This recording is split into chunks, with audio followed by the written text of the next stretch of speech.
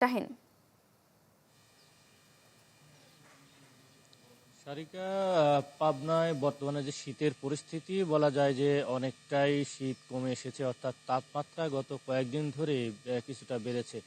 ঈশ্বরদী আবহাওয়া অফিসের তাপমাত্রা অনুযায়ী যদি আমি একটু তথ্য আপনাকে জানাই দর্শকদের, যে আজকে সকাল 6টায় তাপমাত্রা, সর্বনিম্ন তাপমাত্রা যেটি রেকর্ড করা হয়েছে 10.8 ডিগ্রি সেলসিয়াস। আর গতকাল সকাল 9টায় সর্বনিম্ন তাপমাত্রা রেকর্ড করা হয় 10.5 ডিগ্রি সেলসিয়াস। কাল ছিল মঙ্গলবার, তার আগের দিন গত সোমবার যেটি রেকর্ড করা হয়েছিল 9.8 ডিগ্রি, এবং তার আগের দিন গত রোববার সর্বনিম্ন তাপমাত্রা রেকর্ড করা হয় 9.4 ডিগ্রি সেলসিয়াস। অর্থাৎ গত 4 দিনের যে তাপমাত্রার তাতে তাপমাত্রা কিন্তু ধীরে ধীরে বাড়ছে, সেই সূত্রে ধরে কিন্তু বলা যায় যে পাবনায় শীতের যে তীব্রতা সেটি অনেকটাই কমে এসেছে। উত্তরে যে ঠান্ডা বাতাস, হিমেল হাওয়া ছিল, সেই হিমেল হাওয়ার কারণে যে তীব্র শীত অনুভূত হচ্ছিল সেটি কিন্তু অনেকটাই এখন কমে এসেছে। এবং যে মাঠে যারা কৃষক ছিলেন, যারা মাঠে কাজ করতে পারছিলেন না, তারা বর্তমানে মাঠে যেতে পারছেন, কাজ করতে পারছেন। এবং তৃণমূল মানুষের যে শীতের তীব্রতা, সেই কষ্ট কিছুটা হলেও কমে এসেছে।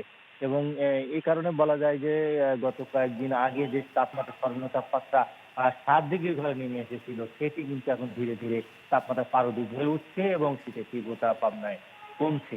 তো এই ছিল পাবনা থেকে শীতের সর্বশেষ পরিস্থিতি। সারিকা। শাহিন, ধন্যবাদ আপনাকে।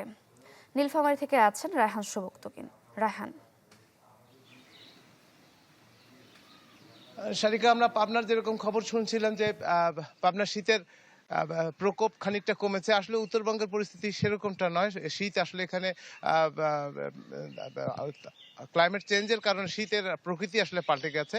আর রোদ উঠছে গত দুদিন ধরে, চলমান যে শৈত্যপ্রবাহ চলছে, তাপমাত্রা 8-10 থেকে 10-এর মধ্যে আসলে দীর্ঘদিন থেকে এক থেকে 1.5 মাস ধরে বলতে পারা যায় যে তাপমাত্রা নীলফামারীতে 13-14 থেকে 8-10-এর মধ্যেই ওঠানামা করছে। আসলে শীত এখানে প্রবল, এবং শীত শুরু হয় অনেক আগে।